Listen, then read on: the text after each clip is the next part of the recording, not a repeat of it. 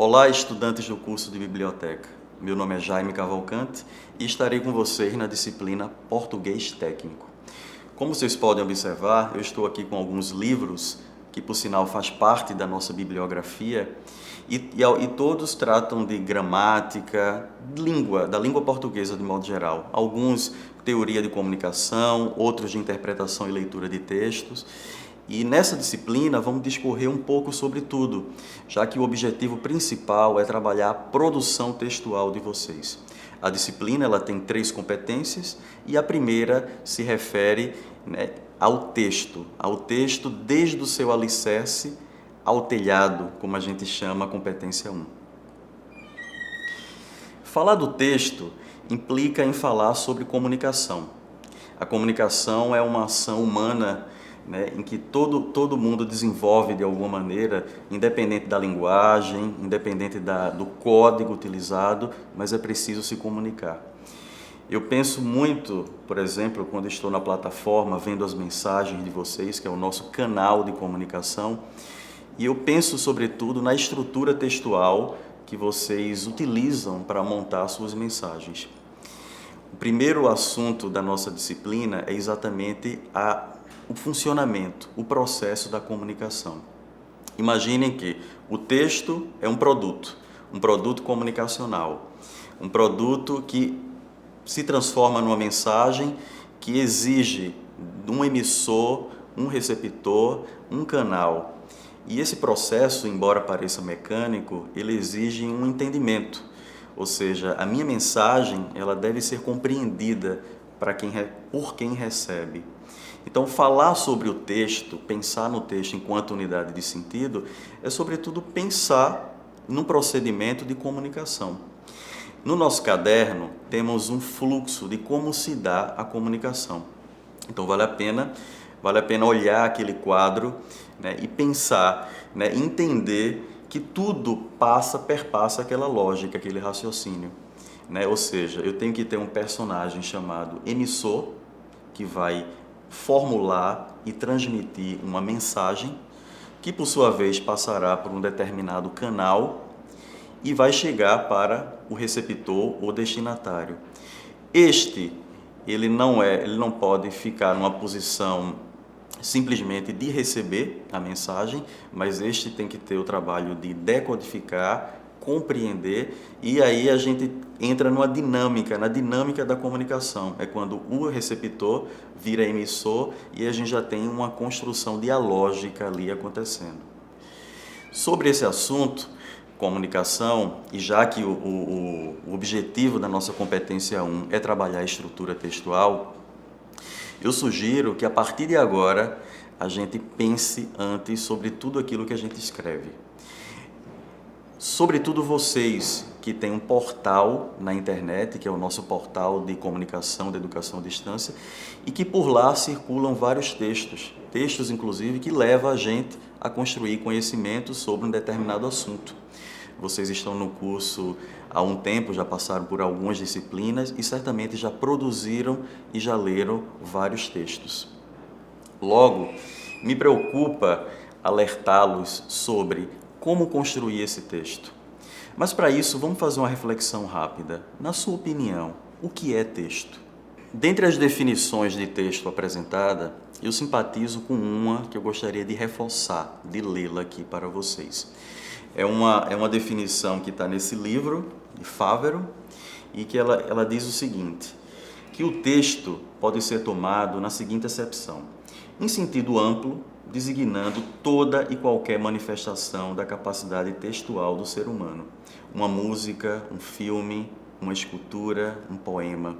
Ou seja, o que a autora quer dizer é que o texto ele é uma unidade de sentido completa, fechada. Eu não posso ter no texto lacunas, brechas, porque isso lá no processo de comunicação que conversamos pode trazer ruídos. E uma vez o ruído apresentado no processo da comunicação, o destinatário pode não compreender a mensagem do emissor e aí a gente não tem a efetividade na comunicação.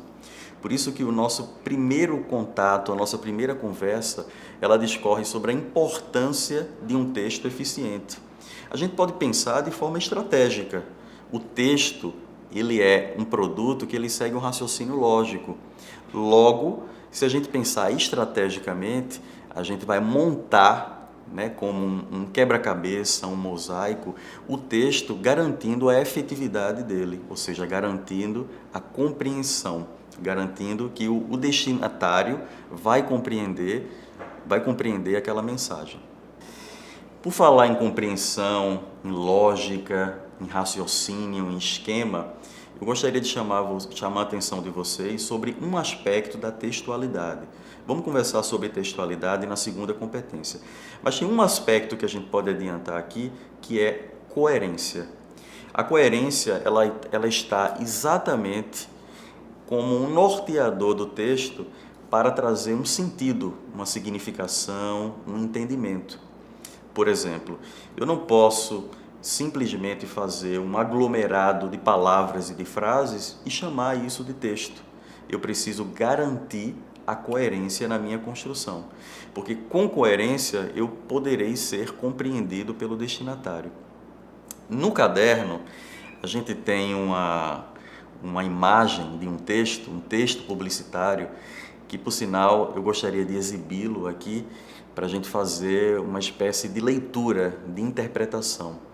Imagine o seguinte: escrever bem pressupõe ler.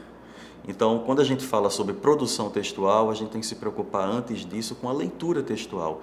Esse exercício, né, da comunicação, esse exercício que a gente faz quando a gente compreende uma mensagem emitida por alguém, quando a gente lê um livro, quando a gente se coloca na posição de emissor, de receptor, enfim, quando a gente está dialogando com aquele produto textual, aquela unidade de sentido. Então, a coerência, ela existe para dar essa tônica, para dar um sentido lógico. E eu gostaria de reforçar, daqui para frente, qualquer mensagem, né, escrita, postada lá nos fóruns, vamos ter essa preocupação. Eu costumo falar para os meus alunos o seguinte: seja um bilhete que a gente vai deixar para a mãe da gente na geladeira, qualquer coisa, vamos ler, vamos rever, vamos constatar se há traços da coerência. Porque senão a gente pode ter um ruído, e o ruído ele pode causar uma dúvida, mas às vezes ele pode inviabilizar a própria mensagem. Mas vamos voltar para a mensagem exibida. Trata-se de uma peça publicitária e eu gostaria que vocês lessem e olhassem as observações sobre a interpretação que eu faço sobre essa mensagem. Ora, se estamos falando sobre o processo da comunicação, temos que contemplar o aspecto mensagem, porque ninguém se comunica se não for por mensagem. O texto apresentado, então, é a nossa mensagem de análise. Então, como se trata de um texto publicitário, vamos fazer algumas questões pertinentes. Por exemplo, o que a mensagem da propaganda leva em consideração? O que o emissor deseja com aquela mensagem? A mensagem apresenta algum tipo de ruído? Qual a intenção dessa mensagem? Se a gente pensar com calma, a gente vai ver que isso é uma espécie de teste. Estamos colocando em xeque a mensagem no sentido de buscar um entendimento sobre ela. É exatamente isso que eu sugiro na produção de qualquer texto. Vamos ter esse cuidado de pensar se estrategicamente aquela mensagem alcança o objetivo inicial. Esse é o ponto. Ok, como o nosso assunto é o texto e a nossa preocupação é com a formulação desse texto no sentido de garantir a coerência, eu gostaria de trazer uma reflexão importante para vocês. É mais que uma reflexão, uma técnica. Vamos pensar nisso. Eu vou colocar alguns exercícios solicitando, explicando melhor. Mas a técnica que eu trago, a estratégia textual, ela é baseada em esquema textual. Memorizem essa expressão.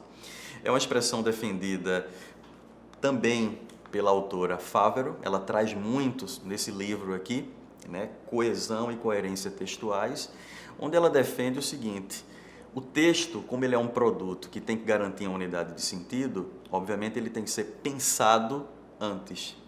E se, na hora de pensar e conceber o texto, a gente usar a técnica de esquemas, talvez a gente garanta mais efetividade no nosso texto.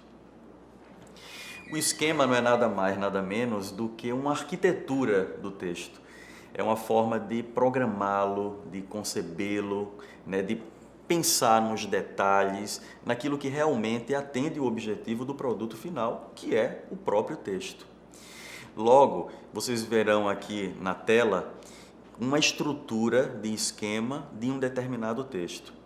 Reparem que essa estrutura apresentada, ela é um esquema de um texto que já está pronto. Ou seja, eu peguei o texto e li o texto e tentei montar mais ou menos a arquitetura, ou seja, como é que o autor pensou antes de escrevê-lo.